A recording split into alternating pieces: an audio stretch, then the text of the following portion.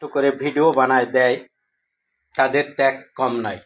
কিন্তু আপনারা ভিডিওটা দেখবেন, সমালোচনা করবেন, কিন্তু আলোচনার টেবিলে যাওয়ার জন্য যে একটা লাইক দিলে, কমেন্টস করলে, শেয়ার করলে, আরও 10 জনের কাছে এই ছবিটা পৌঁছালে, জাতীয় পার্টি সুসংগঠন যে আরও 10 জনের মন চাঙ্গা হলো, সেটা থেকে আপনারা বিরতি রাখলেন, তাহলে এগুলো করে লাভ কি?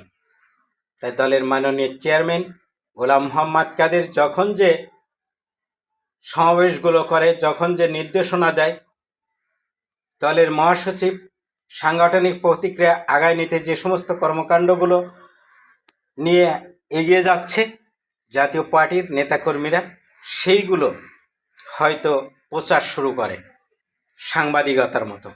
সেই প্রচারটা যদি সীমা ভিতরে থাকে, তাহলে তো আর এগিয়ে যাওয়া সম্ভব হবে না।